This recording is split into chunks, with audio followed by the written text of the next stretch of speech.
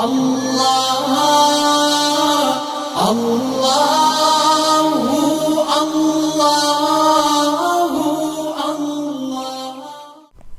رب اشرح لی صدری ویسر لی امری واحلل عقدۃ من لسانی یفقہوا قولی رب زدنی علما رب یسر ولا تعسر وتمم بالخیر۔ بسم اللہ الرحمن الرحیم۔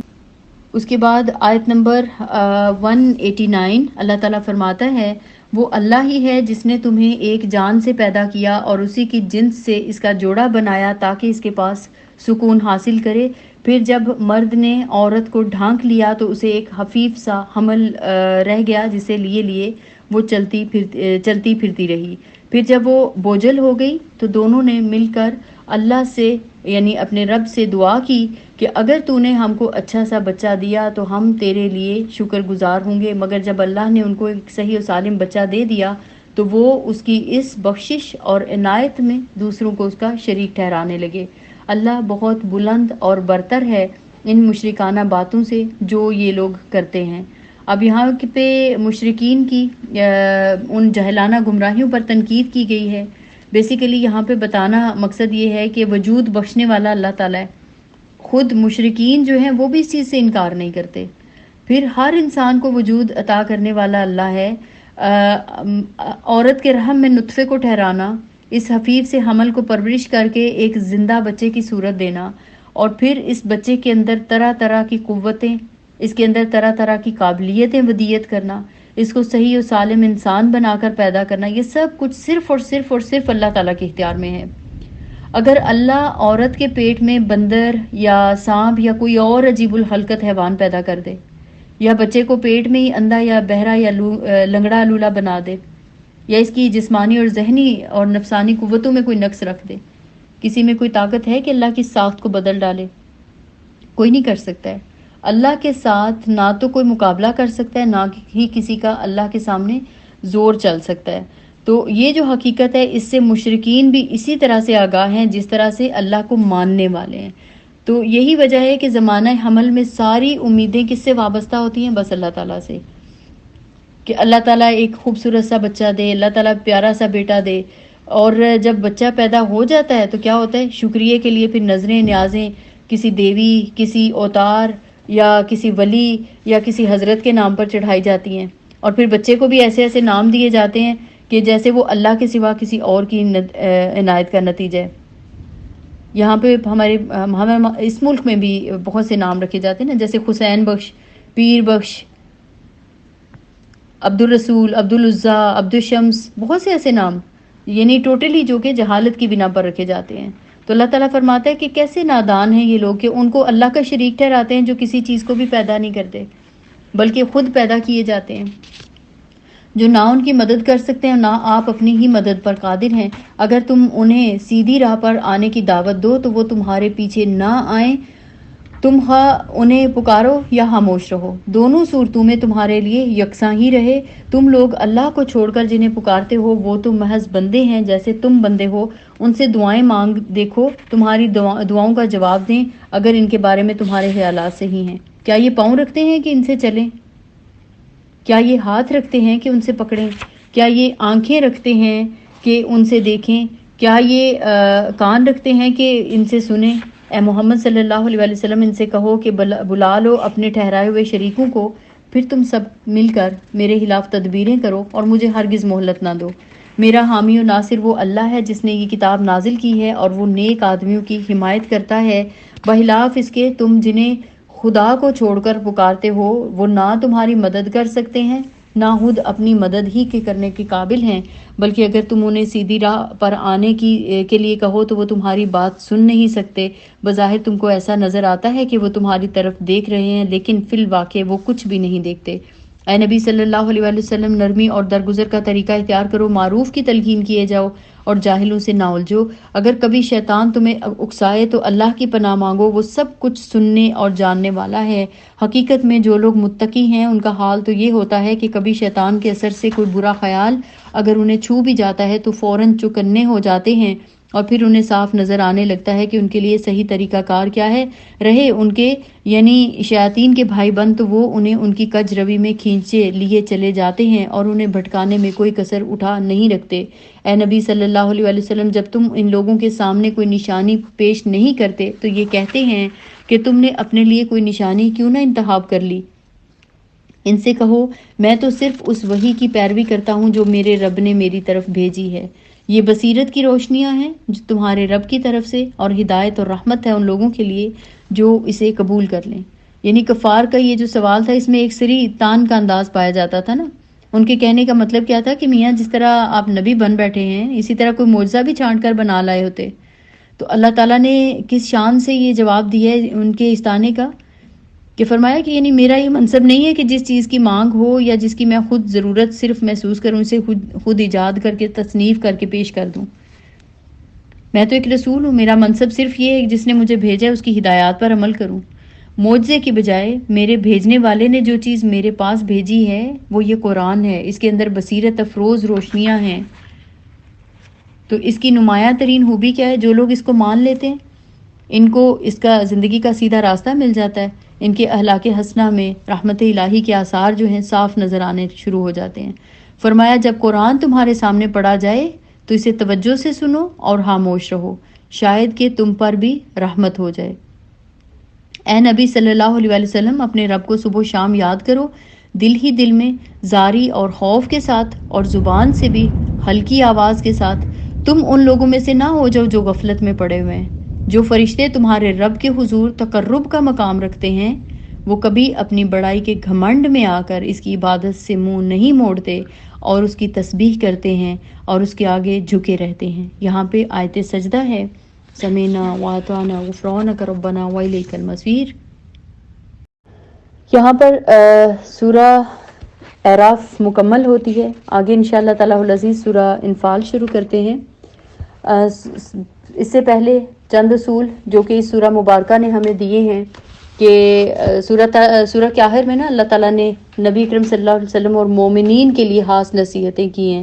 فرمایا کہ اے نبی صلی اللہ علیہ وسلم، نرمی اور درگزر کا طریقہ اختیار کرو، معروف کی تلقین کیے جاؤ، جاہلوں سے نہ الجھو، اور شیطان کے حربوں سے بچنے کے لیے اللہ رب العزت کی پناہ طلب کرنے کا حکم دیا گیا ہے۔ قرآن کو بصیرت کی روشنیاں قرار دے کر آخری رکوع میں اللہ تعالیٰ فرماتا ہے کہ یہ روشنیاں تمہارے رب کی طرف سے آ گئی ہیں، انہی میں ہدایت اور رحمت ہے، جو ان کو مان لے گا وہی کامیاب ہوگا۔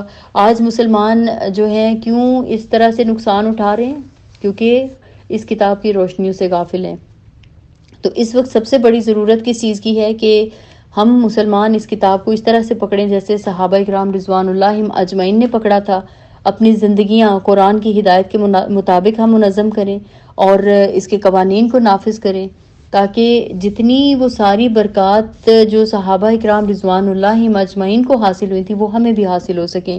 اس کے ساتھ ساتھ اللہ کے ساتھ ہمیں تعلق مضبوط بنانا ہے، اللہ کو پکارنا ہے دن رات، اللہ تعالیٰ کی عبادت ہمیں کرنی ہے تاکہ دنیا میں خوشحالی اور آخرت میں بہترین کامیابیاں ہمیں حاصل ہو سکیں۔ ہمارے لیے اس پوری سورہ مبارکہ میں جو اصول ہیں کہ اس کتاب کو ہمیں مضبوطی کے ساتھ تھامنا ہے، اس کا علم حاصل کرنا ہے، اس کی پیروی کرنی ہے، اور اللہ تعالیٰ نے جس چیز کی طرف ہماری توجہ دلائی ہے کہ شیطان کی چالوں کو سمجھنا ہے اور اس سے ہوشیار رہنا ہے۔ پھر لباس کی بات آئی ہے تو سب سے بہترین لباس اللہ تعالیٰ نے بتایا کہ تقویٰ کا لباس ہے۔ شرک سے ہر صورت میں بچنا ہے، کسی صورت میں ہمیں ڈھونڈتے رہنا ہے، کوئی ایسی چیز ہماری زندگی میں موجود نہ ہو جس میں شرک کا ہلکا سا شائبہ تک بھی ہو، اور آخرت کی تیاری کرتے رہنا ہے، دیکھنا ہے کہ اپنے پیچھے کیا صدقہ جاریہ چھوڑ کر جا رہے ہیں جو کہ ہماری آخرت کو بہترین بنانے کے لیے معاون ثابت ہوگا۔ اللہ تعالیٰ کے قوانین جو ہیں ان کو نافذ کرنا ہے، اور لیڈرز کو سلیکٹ کرتے ہوئے ہمیں یہ چیز ضرور دیکھنی ہے کہ ہمیں کس کی پیروی کرنی ہے۔ اللہ تعالیٰ کے قوانین کو نافذ کرنا ہے، جو اسلامی قوانین موجود ہیں ان کی حفاظت کرنی ہے، اور نبی صلی اللہ علیہ وسلم کے مشن کو لے کر۔ سورہ انفال مدنی سورہ ہے۔ انفال نفل کی جمع ہے، اور نفل جو ہے یہ فرض سے زائد چیز کو کہتے ہیں، کیونکہ جہاد کا اصل مقصد رضا الہی کا حصول، فتح یا شہادت ہے۔ مال غنیمت اس میں ایک زائد چیز ہے جو کہ حاصل ہوتی ہے، اس لیے اس کو انفال کہا گیا ہے۔ تو یہ سورہ غزوہ بدر کے بعد نازل ہوئی. اس میں غزوہ بدر پر تبصرہ کے ساتھ ساتھ مسلمانوں کو جہاد کے بارے میں ہدایات دی گئی ہیں. جہاد کا مقصد، اس کے آداب، اس کی تیاری کے لیے مختلف ہدایات دی گئی ہیں.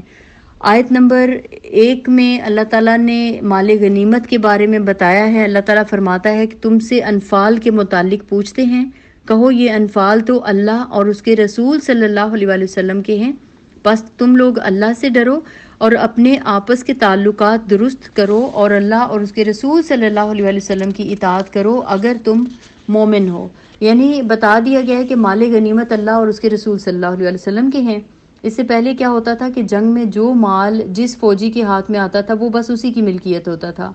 لیکن سورہ انفال نازل ہونے کے بعد یہ ضابطہ بنایا گیا کہ جو بھی مال غنیمت ہوگا وہ سب کا سب جمع کرایا جائے گا اور اس کے بعد پھر اس کو تقسیم کیا جائے گا. اس کے بعد آیت نمبر 2 سٹارٹ ہو رہی ہے. اللہ تعالیٰ فرماتا ہے کہ سچے اہل ایمان تو وہ لوگ ہیں جن کے دل اللہ کا ذکر سن کر لرز جاتے ہیں اور جب اللہ کی آیات ان کے سامنے پڑھی جاتی ہیں تو ان کا ایمان بڑھ جاتا ہے اور وہ اپنے رب پر اعتماد رکھتے ہیں، جو نماز قائم کرتے ہیں اور جو کچھ ہم نے ان کو دیا ہے اس میں سے ہماری راہ میں خرچ کرتے ہیں. ایسے ہی لوگ حقیقی مومن ہیں. ان کے لیے ان کے رب کے پاس بڑے درجے ہیں، قصوروں سے درگزر ہے اور بہترین رزق ہے. اس مالی غنیمت کے بارے میں معاملے میں بھی ویسی ہی صورت پیش آ رہی ہے جیسی اس وقت پیش آئی تھی جبکہ تیرا رب تجھے حق کے ساتھ تیرے گھر سے نکال لایا تھا اور مومنوں میں سے ایک گروہ کو یہ سخت ناگوار تھا، وہ اس حق کے معاملے میں تجھ سے جھگڑا کر رہے تھے. در حالانکہ وہ صاف صاف نمایاں ہو چکا تھا. ان کا حال یہ تھا کہ گویا وہ آنکھوں دیکھے موت کی طرف ہانکے جا رہے ہیں. اچھا جی، آیت نمبر 2 سے آگے جو ہے آنورڈ جو چیزیں بتائی جا رہی ہیں، یعنی حقیقی مومنین کی پہلے تو صفات بتائی گئی ہیں. اللہ تعالیٰ نے اس طرف متوجہ کیا ہے کہ حقیقی مومن کون ہے. اللہ تعالیٰ سے ڈرنے والے، آپس کے تعلقات کو درست رکھنے والے، مال غنیمت سے زیادہ اہمیت جو ہے وہ آپس کے تعلقات کو دینے والے، اللہ اور رسول صلی اللہ علیہ وسلم کی فرما برداری کرنے والے، نرم دل والے ہیں. اللہ کا ذکر سن کر ان کے دل لرز جاتے ہیں اور اللہ تعالیٰ کی آیات سن کر ان کا ایمان بڑھ جاتا ہے. اپنے رب پر توکل کرتے ہیں، نماز قائم کرتے ہیں، اللہ تعالیٰ کی راہ میں خرچ کرتے ہیں. حضرت سعید بن جبیر رضی اللہ تعالیٰ عنہ کہتے تھے کہ اللہ تعالیٰ پر توکل کرنا جو ہے یہ ایمان کی لذت ہے. تو مفسرین نے بھی اس بارے میں لکھا ہے کہ یہ مومن کی لازمی صفات ہیں.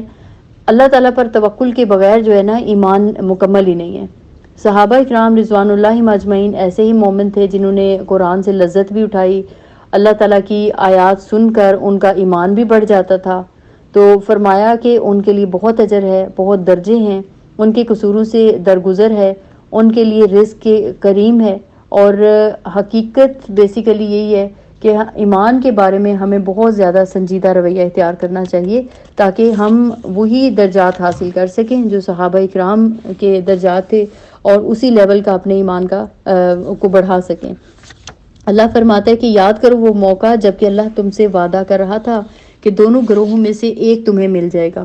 تم چاہتے تھے کہ کمزور گروہ تمہیں ملے، مگر اللہ کا ارادہ یہ تھا کہ اپنے ارشادات سے حق کو حق کر دکھائے اور کافروں کی جڑ کاٹ دے تاکہ حق حق ہو کر رہے اور باطل باطل ہو کر رہ جائے. ہاں مجرموں کو یہ کتنا ہی ناگوار ہو. اور وہ موقع جب کہ تم اپنے رب سے فریاد کر رہے تھے، جواب میں اس نے فرمایا کہ میں تمہاری مدد کے لیے پے در پہ 1000 فرشتے بھیج رہا ہوں. یہ بات اللہ نے تمہیں صرف اس لیے بتا دی کہ تمہیں خوشخبری ہو اور تمہارے دل اس سے مطمئن ہو جائیں، ورنہ مدد تو جب بھی ہوتی ہے اللہ ہی کی طرف سے ہوتی ہے. یقیناً اللہ زبردست اور دانا ہے. اور وہ وقت جب کہ اللہ اپنی طرف سے غنودگی کی شکل میں تم پر اطمینان اور بے خوفی کی کیفیت طاری کر رہا تھا اور آسمان سے تمہارے اوپر پانی برسا رہا تھا تاکہ تمہیں پاک کرے اور تم سے شیطان کی ڈالی ہوئی نجاست دور کر دے اور تمہاری ہمت بندھائے اور اس کے ذریعے سے تمہارے قدم جما دے.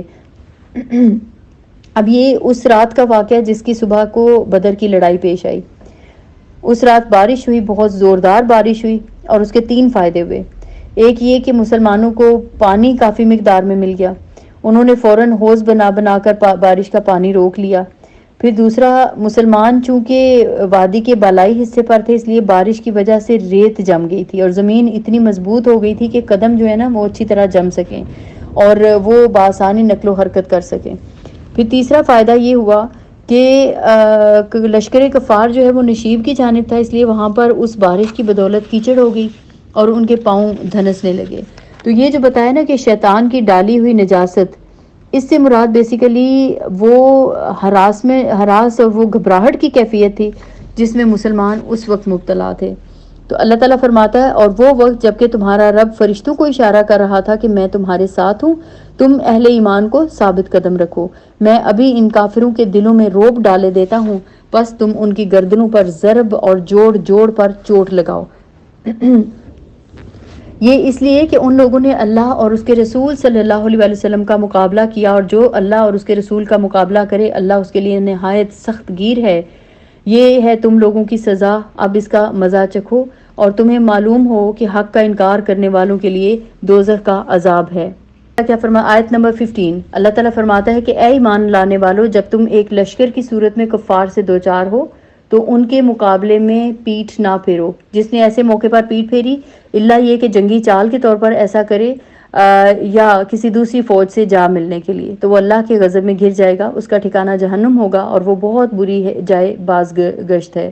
بس حقیقت یہ ہے کہ تم نے انہیں قتل نہیں کیا بلکہ اللہ نے ان کو قتل کیا، اور تو نے نہیں پھینکا بلکہ اللہ نے پھینکا، اور مومنوں کے ہاتھ جو اس کام میں استعمال کیے گئے تو یہ اس لیے تھا کہ اللہ مومنوں کو ایک بہترین آزمائش سے کامیابی کے ساتھ گزار دے، یقیناً اللہ سننے اور جاننے والا ہے۔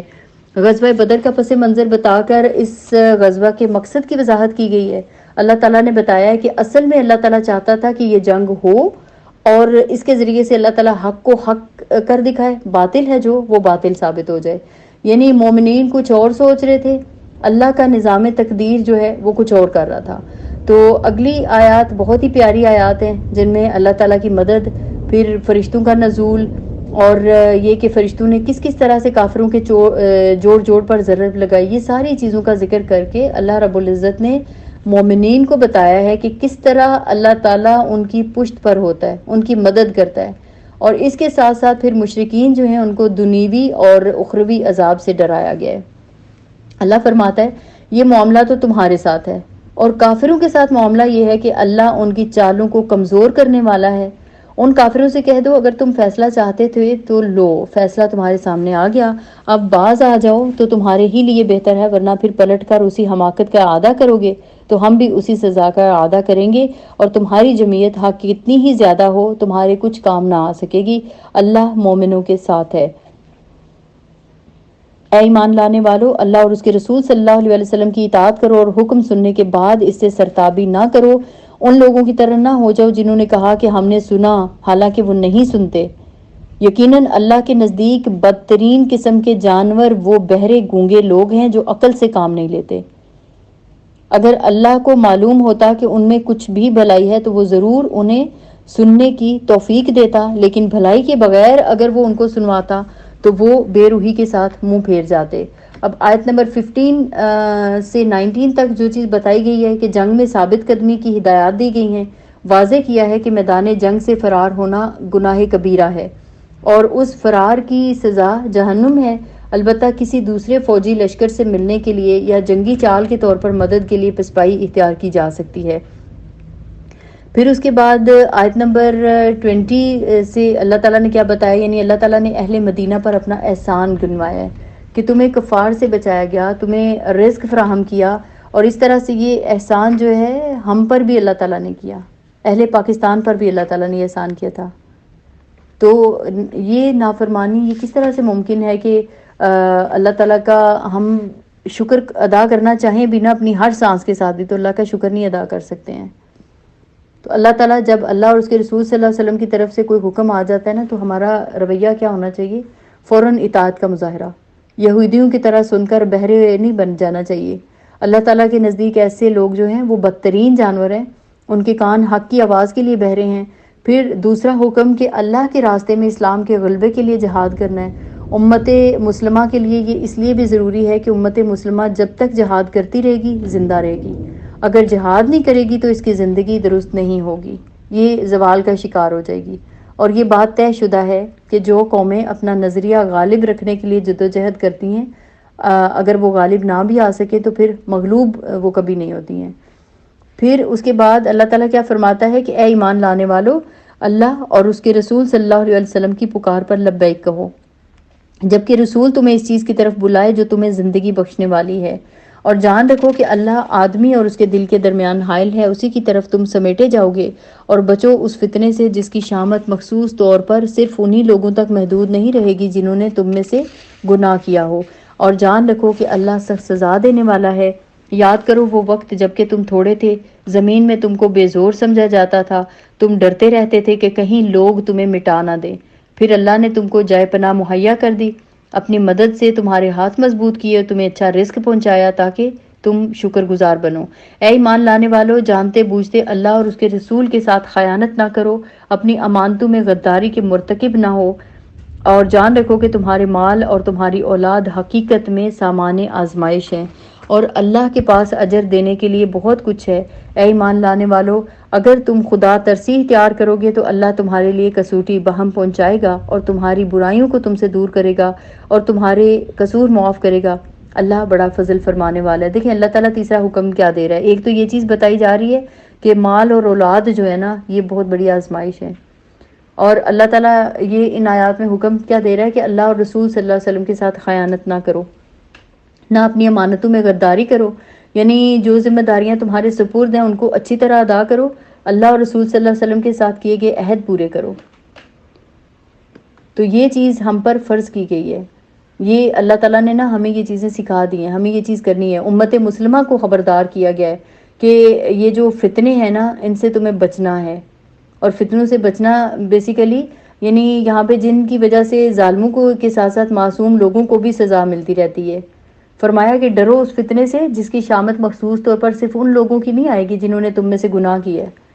ایسا اس لیے ہوتا ہے کہ بہت برائیاں جب عام ہو جاتی ہیں ان کو روکا نہیں جاتا، اور کوئی ہاتھ ایسے نہیں ہوتے جو برائیاں کرنے والے لوگوں کو منع کریں، تو پھر اس کا وبال جو ہوتا ہے نا پوری قوم اس میں گرفتار ہوتی ہے۔ اس کی مثال بالکل ایسے ہے کہ جیسے کوئی وبائی مرض پھیل جائے اور لوگوں کے گھر تو بہت صاف ہوں لیکن اس مرض کے جراثیم پانی اور ہوا کے اندر پھر اس طرح سے پھیل جاتے ہیں کہ لوگ بیمار بھی ہو جاتے ہیں، اور جو اپنے گھروں میں محفوظ تھے، صاف ستھرے تھے، وہ بھی بیمار ہو جاتے ہیں۔ اس لیے حکم دیا گیا کہ ایسے فتنوں سے بچنے کے لیے امر بالمعروف اور نہی عن المنکر کیا جائے، فتنوں کا سد باب کیا جائے۔